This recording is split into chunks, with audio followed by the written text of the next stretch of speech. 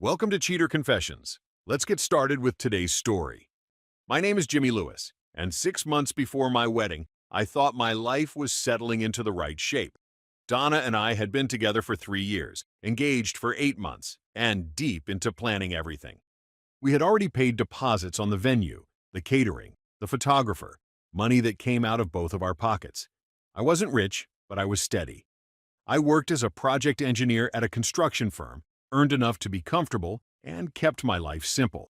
Donna worked in office management and was always talking about climbing higher, making more, reaching the next level. What made things complicated was my father, Alvin Lewis. He had built a contracting company from nothing when he was in his 20s. By the time I was old enough to understand anything, he owned a big house on the hill, drove classic cars he restored on weekends, and took a couple of vacations every year. He wasn't flashy, but success followed him everywhere. Donna admired Alvin. At first, I told myself it was harmless. She'd say things like, "Your dad really knows how to live," or "Your father's place feels like my dream home."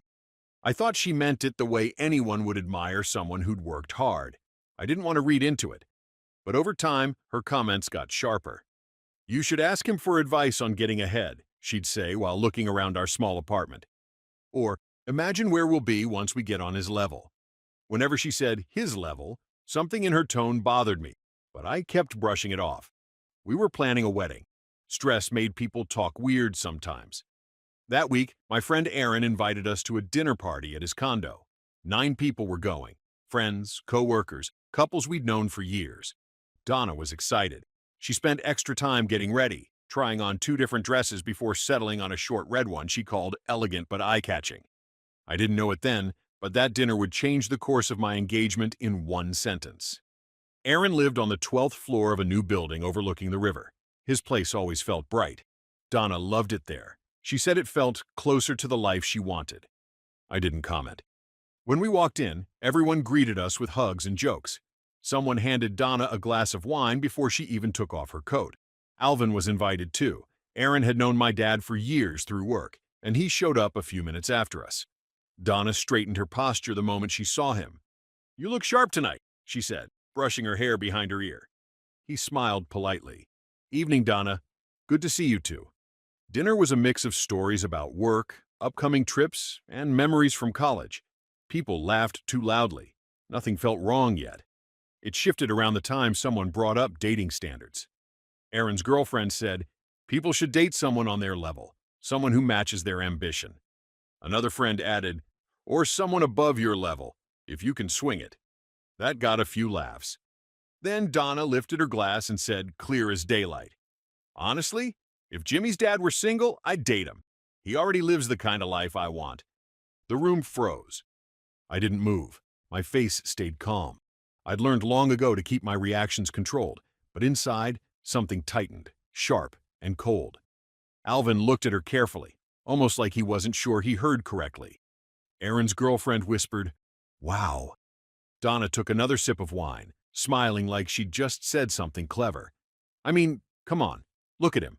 He's established. He's got everything figured out. It's just honesty." Aaron tried to change the subject, but the air never fully recovered. On the drive home, Donna talked about the food, the view, how fun the night was. She didn't notice the silence sitting between us. I parked the car and finally said, "We need to talk about what you said tonight." She blinked at me, confused. "About what?" "It was a joke, Jimmy. Don't be dramatic." But it didn't feel like a joke. Not even close. The next morning, Donna acted like nothing had happened. She made coffee, hummed while she got dressed for work, and told me she might go shopping after her shift. I watched her move around the apartment, completely untouched by the night before, and realized something important. She didn't think she'd done anything wrong. When she left, I sat at the kitchen table for a long minute, then picked up my phone and called my father. He answered on the second ring. "Morning, son. Everything all right?" "No," I said. "You heard what she said last night." I did. "I'm not letting that slide." There was a pause. Then he said, "Come here Friday. Bring Donna. Don't tell her we spoke." "What are you planning?" "Nothing hostile," he said. "But she's overdue for a truth, and you need to see it land." I nodded, even though he couldn't see me. "All right." That evening I told Donna, Dad invited us for dinner on Friday. She brightened immediately. Oh, perfect. I love going to his place. Should I wear something classy? You can wear whatever you want, I said. She spent the next 15 minutes picking outfits out of the closet just to compare them. While she held a dress up against her body, she smiled at her reflection. I hope Alvin likes this one, she said. The line hit harder than she realized. Friday came fast. Donna changed her hairstyle twice, reapplied her makeup 3 times, and asked me twice if she looked elevated enough. She talked the entire drive about how inspiring Alvin was, how his house had energy, how being around him made her feel motivated. I didn't respond. I just kept driving, because I knew this dinner wouldn't go how she expected. Alvin lived on the edge of town. His house stood at the top of a slope. Donna straightened her dress as soon as she saw it, smoothing out imaginary wrinkles on the fabric. Alvin opened the door before we knocked. Evening, he said, giving me a short hug. Dinner's almost ready. Donna stepped forward with a bright smile. Alvin, your place looks amazing as always. He nodded politely. Come in. Inside, the table was already set. Alvin kept things simple. Donna complimented everything: the food, the house, the lighting, the garage she could see through a side window. You always make this place look perfect, she said, her voice sugary. We do what we can, Alvin replied. During dinner, Donna talked more than anyone. She described her plans for the wedding, the color scheme she wanted, the type of photography she preferred. She said we were moving toward the lifestyle she envisioned. Alvin listened quietly, nodding every now and then. After about 20 minutes, he placed his fork down. Donna, he said calmly, I want to talk to you about something. She smiled, still confident. Of course.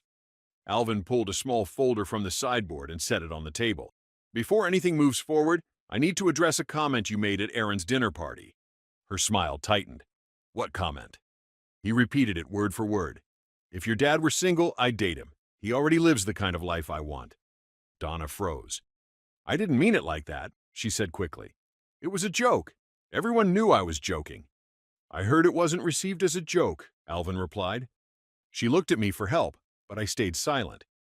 Alvin continued. You didn't just embarrass my son. You exposed what you value most, status, and before you marry him, you need to address that. He nudged the folder toward her. These are counselors I've spoken with. Good people. You should meet one. Donna's face flushed. You two planned this? You're attacking me? We're giving you honesty, Alvin said. Maybe for the first time. She stood abruptly, chair scraping the floor. I'm not sitting here and being judged. She grabbed her purse and walked out. I didn't move. Alvin looked at me and said quietly, Now you know. Donna didn't come home that night. She sent one text. Staying at my mom's. I can't believe you two ambushed me. I didn't reply. Her mother, Linda, called the next morning before I even finished my coffee. Jimmy, she snapped, what you and Alvin did was unacceptable. I kept my voice steady. Linda, your daughter said she'd date my father because he has the life she wants. That's not a slip. That's a message. She was joking, Linda said. People joke. You men take everything so literally. She didn't treat it like a joke afterward, I replied. She doubled down. She laughed at me for being hurt. Linda paused for a moment, then said, Donna deserves someone who understands ambition. I ended the call there. Donna came home that evening, eyes red, shoulders tight. You and your father humiliated me, she said. You humiliated me first, I replied. You said that sentence clear as day. Everyone at the table heard. You're twisting it, she said. I was saying your father inspires me, that's all. No, I said. You said you'd date him. She went silent, jaw tightening. Finally, she said, Fine, I'm sorry it sounded bad. That's not the same thing as being sorry you said it. She looked away. My mom thinks we should postpone the wedding. I studied her face. And what do you think? She exhaled sharply. I think this whole thing is getting blown out of proportion. We need space. Let's move the date. The next afternoon, the venue called me. Jimmy, Donna reached out about changing the wedding date. Can we confirm the new schedule with you? I gripped the phone. There is no new schedule. She didn't speak to me about that. Oh, she said both of you agreed. Later that evening, I confronted her. You called the venue without even talking to me? Donna crossed her arms. I had to move fast. These places book up. You don't make decisions for both of us. She rolled her eyes. Someone has to. That was the moment something inside me settled. Not anger, not sadness, just clarity. She didn't want a partner. She wanted a ladder. After the venue call, I stopped arguing and started acting. I froze the joint wedding account until further notice. I pulled out every contract, venue, catering, flowers, photographer, and read each line. Donna noticed the change in my tone that evening. "Why are you being cold?" she asked. "I'm being clear," I said. "No more decisions behind my back." She scoffed. "You're overreacting to one mistake." "It wasn't one mistake," I replied. "It's been building." That silence that followed told me she understood exactly what I meant. A day later, her friend Chloe called me. The moment I answered, she started in. "Jimmy, this is ridiculous. Donna's been crying for days. You're punishing her because she wants more from life?" "I'm not punishing her," I said. "I'm asking for respect." "She didn't cheat. She didn't hurt anyone. She just said something bold." "She said she'd date my father," I replied calmly. Chloe hesitated, then said, "Well, she admires him. So what?" "Admiration isn't the issue," I said. "Replacing your fiancé with his father is." Chloe didn't have a response to that. She hung up a minute later. When Donna got home that evening, I sat her down. "We need counseling," I said. "Real counseling, before we move forward." Her eyes narrowed. "I'm not doing therapy because I want to live well." "It's not about living well," I said. "It's about how you treat people." "I treat people fine," she muttered. "You treat status better than people," I said. "That's different." She stood up. "No, I'm not going to sit in some office and get told I'm wrong for wanting a good life." "So you won't try?" I asked. "I don't need to try," she said. "You need to stop making everything dramatic." That was it. No willingness, no accountability, no partnership. I didn't argue. I didn't raise my voice. I didn't explain myself again. I simply knew. The relationship wasn't damaged. It was finished. The next morning, I called the venue myself. My voice was steady, almost too steady. "I need to cancel our booking," I said. The coordinator paused. "You understand the deposit is non-refundable?" "I do." One call after another. I canceled everything. The total loss for me was a little over $4,000. It didn't matter. Money wasn't the thing I was trying to save. By noon, the wedding didn't exist anymore. When Donna came home, I was at the dining table closing the last contract file. "What are you doing?" she asked. "I canceled everything." Her bag hit the floor. "You what?" I didn't repeat myself. "You can't do that," she yelled. "You can't just ruin our future because you're in your feelings." "Our future?" I said. "Donna, you tried to move the wedding without me. You told people you'd date my father. You refused therapy. That future was already gone." She stared at me like she didn't recognize me. "I should sue you. I paid deposits too." "You're free to try," I said. "But you won't win." Her voice cracked. "I deserve to be with someone who wants the same life I want." "You deserve someone honest," I said. "You got that. Now deal with the rest." She stormed into the bedroom, grabbed a duffel bag, stuffed clothes into it, and shouted from the hallway, "You never tried for me. Alvin ruined us." I walked to the doorway, hands in my pockets. "No, you ruined us when you made him the benchmark." She froze. Tears filled her eyes, but they weren't regret. They were frustration. "I hope you regret this, Jimmy," she said. "I won't." She slammed the door so hard the frame rattled. For a few days, I heard updates through mutual friends. Donna moved back to her mom's house. She quit her job after a fight with her supervisor. She posted long rants online about being betrayed by small-minded men. People stopped responding to her. She tried dating someone new. They lasted a week. The truth was catching up to her. Fast. Meanwhile, my life was getting quieter and clearer. 3 months passed. Not fast, not slow, just enough time for everything to settle into its real shape. I moved into a smaller apartment closer to work, a place without echoes of arguments or tension in the walls. Alvin visited most weekends. Sometimes we grilled in the small courtyard behind the building. Sometimes we just talked in the kitchen over coffee. He never said, "I told you so." He didn't need to. One evening after we finished dinner, he said, "You handled it better than most men would have." I handled it late, I replied. No, he said. You handled it when it became clear. He was right. I ignored small warnings, but the truth eventually made itself impossible to dodge. People around us eventually stopped bringing up the canceled wedding. Most of them knew the story anyway. I heard bits about Donna from time to time. She bounced between temporary jobs, fought with her mother constantly, and dated men who liked being admired but not relied on. She once sent me a long message apologizing for the misunderstanding, not the action. I didn't respond.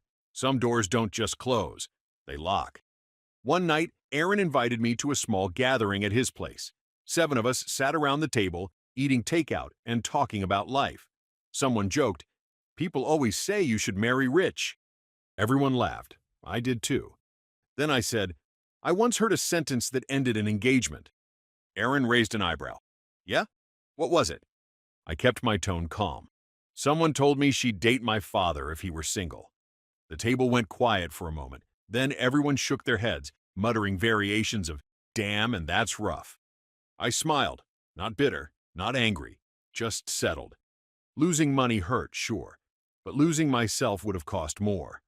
Walking away wasn't dramatic. It wasn't heroic. It was necessary. And sometimes necessary is the cleanest kind of victory. Thank you for watching.